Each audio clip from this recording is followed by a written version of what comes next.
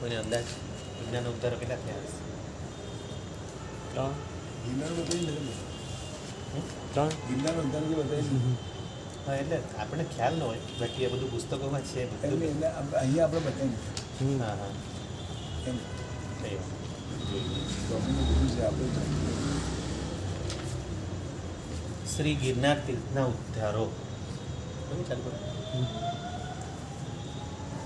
આમાં 16 તો લખ્યા છે, પછી નીચે બી પાછું લખ્યું છે 17, 18, 19, 20, 21 ઉદ્ધારો થયા છે. પેલા ખાસ જે બધા જે મોટા મોટા જે રાજાઓ વગેરે બધા કરાવ્યા ને, એ તો દેવોએ રાજા તો કરાવ્યા, એવા તો 16 કર્યા. એના પછી પણ મોટા મોટા વસ્તુપાલ તેજપાલ મંત્રીઓ, બીજા બધા સદીઓમાં 14મી, 17મી, 20મી, નરસિંહ કેશવજી અને બીજા સંપ્રતિ કુમારપાળ, બીજા બધા તો અનેક, એટલે 21થી વધારે વાર થયો હશે ગિરનારનો ઉદ્ધાર. પછી આપણે જોઈએ શેત્રુંજીના તો 16 જ ને. શત્રુંજયના 16 થયા છે. ગિરનારમાં રસોઈ કરી છે. હા, રસોઈ. રસોઈ આવે છે. હા. ગિરનાર તીર્થના ઉદ્ધારો, તીર્થમાં દીર્ઘેશ ઉદ્ધારો એટલે જીર્ણોદ્ધાર, બરાબર ને?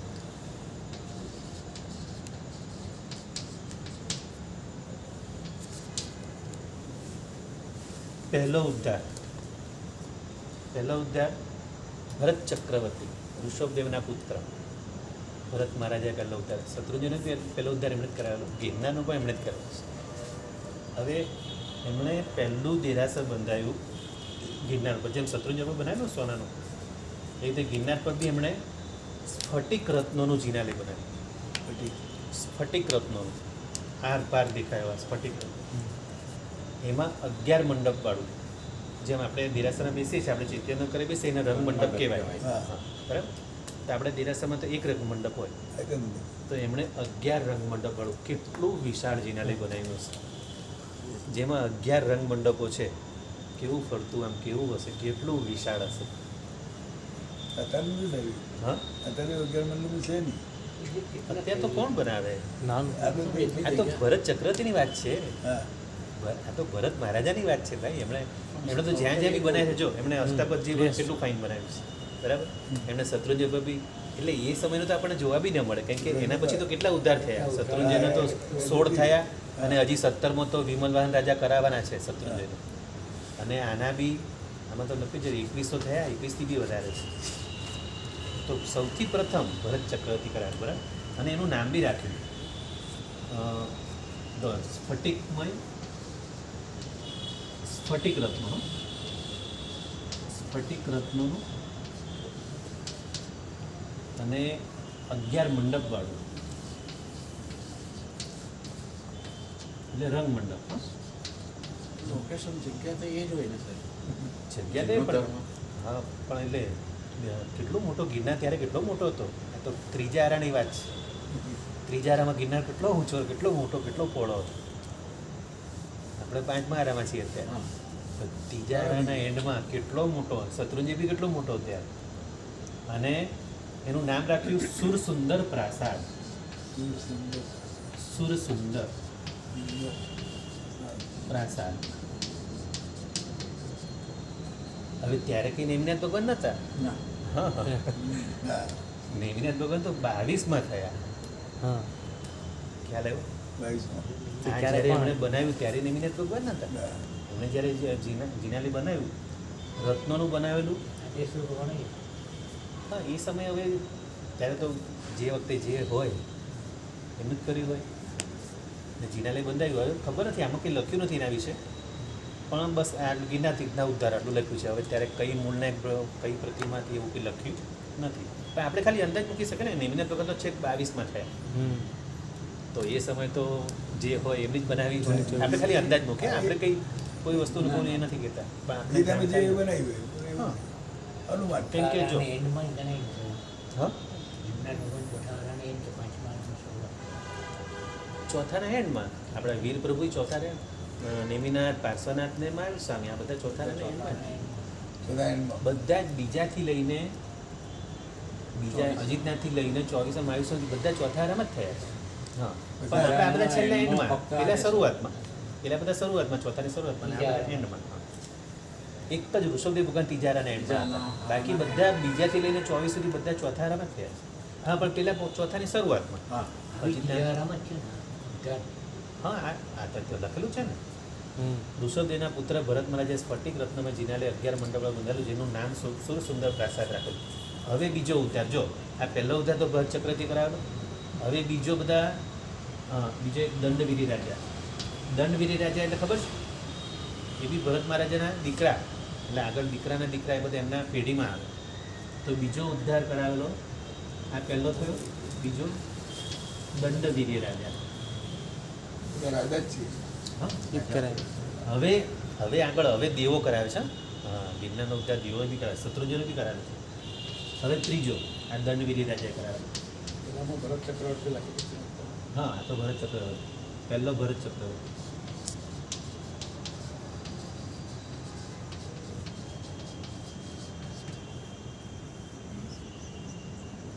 બીજો ઉદ્ધાર દંડવીર રાજા. હવે ત્રીજો ઉદ્ધાર બીજા દેવલોકના ઇન્દ્ર, એટલે કે બીજા દેવલોકના ઇન્દ્રનું નામ શું છે ખબર છે તને?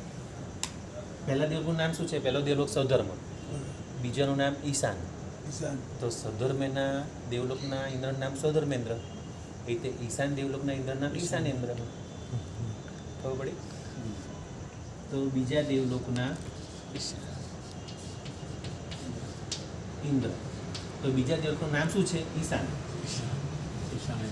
અને ઈશાનના ઇન્દ્ર એટલે ઈશાનેન્દ્ર. બીજા દેવલોકના ઇન્દ્ર ઈશાનેન્દ્રએ આ ત્રીજો ઉદ્ધાર કરાવેલો. ચોથો ઉદ્ધાર ચોથા દેવલોકના ઇન્દ્ર શ્રી મહેન્દ્ર. આમાં શું થયું? વચ્ચે એક રાજા આવી ગયા એટલે ત્રીજાનું બીજા થયું, અને વચ્ચે ત્રીજા દેવલોકનું નથી આમાં કયા. બરાબર? હવે ડાયરેક્ટ સુધી ચોથા દેવલોકનું છે. હવે ચોથો ઉદ્ધાર ચોથા દેવલોકના ઇન્દ્ર. તો વચ્ચે વચ્ચે બધો ગેપ પડતો જ ગયો હશે, કેમ કે ઉદ્ધાર ક્યારે કરવો પડે? જ્યારે દેરાસરો જીર્ણ થઈ જાય એટલે પછી એનો જીર્ણોદ્ધાર કરાવે. તો દેવોએ બી ઉદ્ધાર કરાવેલા છે. તો ચોથા દેવલોકના ઇન્દ્ર મહેન્દ્ર, એનું નામ શું છે? ચોથા દેવલોકના ઇન્દ્ર મહેન્દ્ર.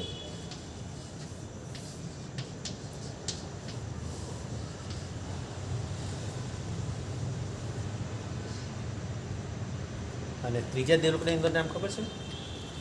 ત્રીજો દેવલોક સનત કુમાર.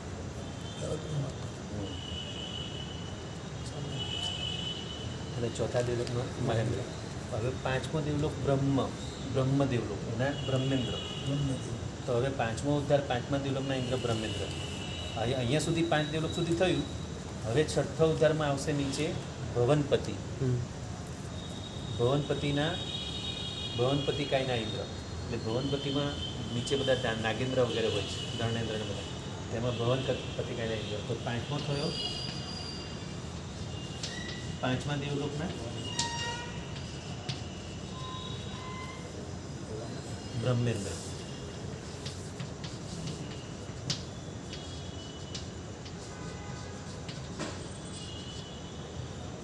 અને છઠ્ઠો ઉદ્ધાર હવે નીચે ભવનપતિ, આપણી નીચે છે ભવનપતિ.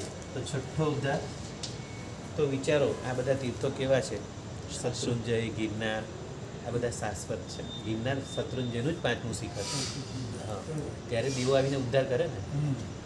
એટલે આપણે લોકો ઘણી વાર નથી કહેતા, ઘણા લોકો એટલે આવું બોલાય નહીં કે ભાઈ ઘણા લોકો આવી બધી વાત કરે છે કે આટલા બધા દેરાસરો બનાવવાની શું જરૂર છે, આવું બોલાય નહીં, ન બોલાય. કેમ કે એકવાર મહારાજ સાહેબે કીધેલું આવી રીતે, હું તો બહુ નાનો હતો બધું સાંભળેલું છે કે જ્યારે પણ આવા કોઈ શબ્દ બોલે ને ત્યારે મહારાજ સાહેબ બોલતા કે તમે લોકો એમ માનો છો કે શું આ દેરાસર ખાલી આપણે મનુષ્ય જ બનાવી શકીએ એમ? હા, આપણે એવું માનીએ છીએ. આપણા બધા જૈનોને કદાચ કોઈ રાજા જેલમાં પૂરી દે ને તો પણ તીર્થંકર ભગવાનનું પુણ્ય એટલું જોરદાર છે ને કે દેવો નીચે આવીને દેરાસરો બંધાવશે. દેરાસરો તો બનવાના જ. તમે બનાવો કે તમારા પર છાપ નથી મારી, આવા શબ્દો મારા સાહેબે આવા કડવા શબ્દોમાં કીધેલું છે. એ બી મોટા આચાર્ય ભગવાન તો કીધું છે, મોટા આચાર્ય ભગવાન આવા શબ્દ કીધા કે આપણે એમ નહીં માનવાનું કે આપણાથી દેરાસર બને છે. આપણે ખોટો અભિમાન નહીં કરવો. દેવો આવીને, અને જો આ બધા ઉદ્ધાર આ દેવો જ કરેલા છે આવીને ઉદ્ધાર.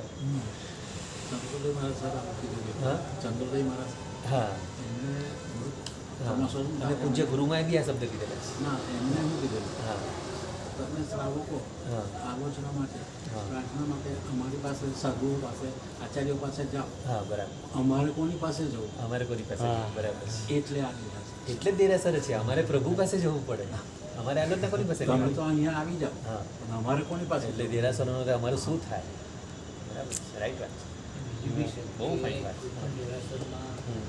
આપણે તેમને લીધું કે એ એવો આત્મા આવે ને કે જે આત્માથી મોક્ષે જવા વાળો જે હા આત્મા આવે, એટલે આપણે ભલે દેરાસર કોઈ બી બંધાવે પણ કોઈ એક જીવ એવો આવી જાય ને દેરાસરમાં, એના પુણ્યથી આખો સંઘ તરી જાય, આખો સંઘ, આખો સમાજ તરી જાય. એ મોક્ષગામી બી હોય છે. અને તીર્થંકરનો જીવ પણ હોય, ગંધર્વનો બી જીવ હોય, અને અહીંથી નહીં તો બીજી જગ્યાએ જઈને થવાનું, પણ એવા ઉત્તમ જીવોથી આપણો આખો સંઘ તરી જાય. એટલા માટે દેરાસર બંધાવે ને. આવે જ છે કોઈ પણ એક દેરાસરમાં એવા મોક્ષગામી આવે જ એવા હોય. એટલે આપણે છે ને નિસ્સી કરીએ ને, નિસ્સી કરીને અહીંયા ચરણરજ માથે ચડાવવાની છે, આંખે લગાવવાની છે, આમ જેમ આપણે નમન દે ને નમન, એવી રીતે નિસ્સી કરી. કેમ કે આ દેરાસરમાં કોઈ તીર્થંકરનો જીવ હોય, કોઈ ગંધર્વનો જીવ હોય, એમની ચરણરજ હું માથે ચડાવું છું કે મારું બી કલ્યાણ થાય. આપણે નિસ્સી ખાલી આમ જ કરીએ એમ નહીં, આ આંખ પર લગાવવાની છે, માથે ચડાવવાની છે ચરણરજ.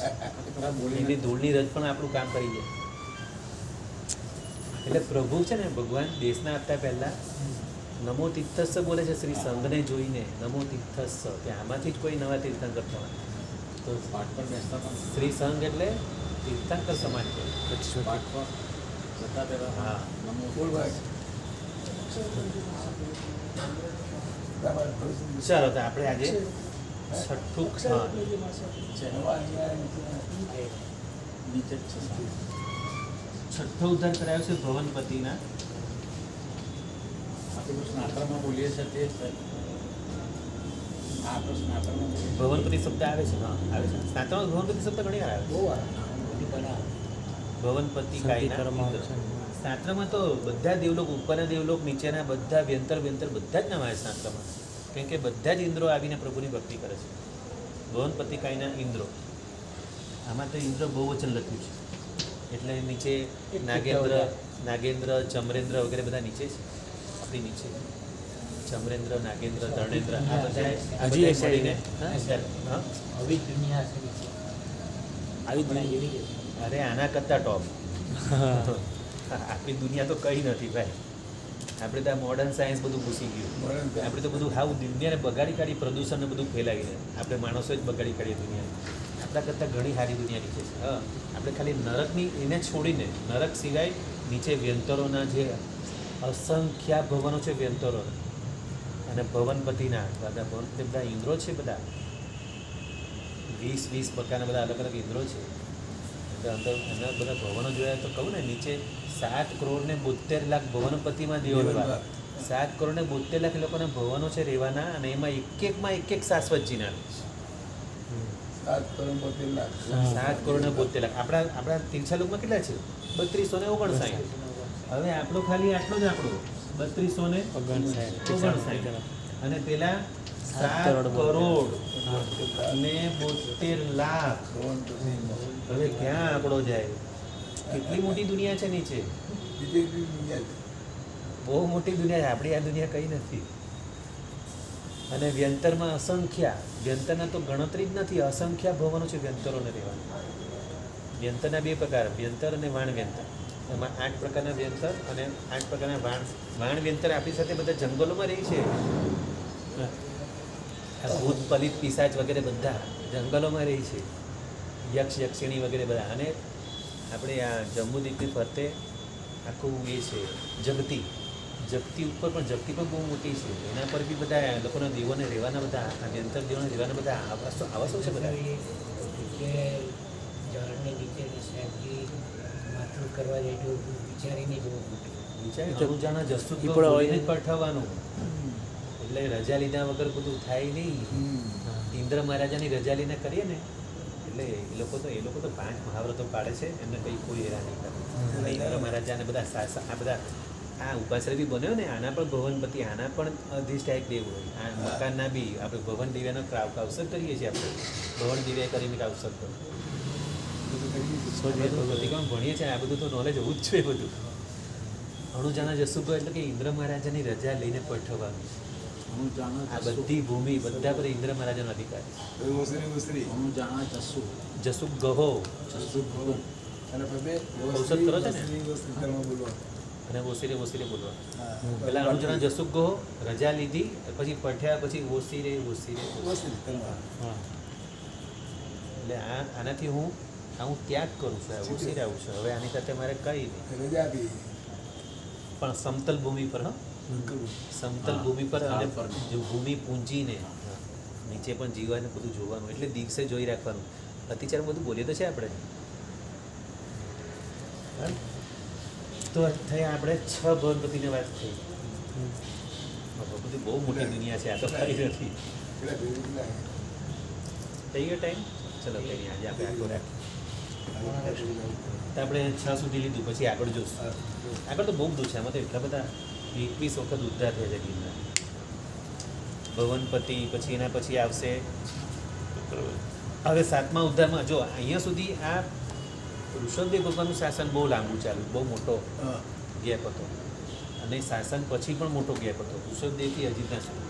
હવે 7મા ઉદ્ધારમાં હવે અજીતનાથ ભગવાનના સમયમાં સગત ચક્રવર્તી, જેમ આગળ ભરત ચક્રવર્તી પહેલાં કરાયેલો, રીતે આમાં 5-6 ઉદ્ધાર સુધી હવે ઋષભદેવ ભગવાનના શાસનમાં બધા ઉદ્ધાર થયા ગિરનાર. હવે અજીતનાથ ભગવાનના સમયમાં હવે સગત ચક્રવર્તી ઉદ્ધાર કરાયો. કયા ભગવાન શેમાં? પેલા એ આમાં ગિરનારમાં. ત્રિષષ્ટીમાં સગર ચક્રવર્તીનું છે, પણ એમાં નથી. એટલે આ ગિરનારમાં જે બધી બહુ ડિટેલમાં નથી. એ બધા બધી સ્ટોરી હોય. મેઇન નાયક કયા? એ બધું નથી એમાં. મેં વાંચ્યું બધું. પછી 9મો ચંદ્રપ્રભ સ્વામીના સમયમાં ચંદ્રયસા રાજાએ. 10મો શાંતિનાથ ભગવાનના સમયમાં ચક્રધર રાજાએ. હવે ગેપ વધતો જાય. રાજા જ આવે પછી 11મો મુનીશ્વર સ્વામીના સમયમાં રામચંદ્રજીએ કરાવ્યો છે.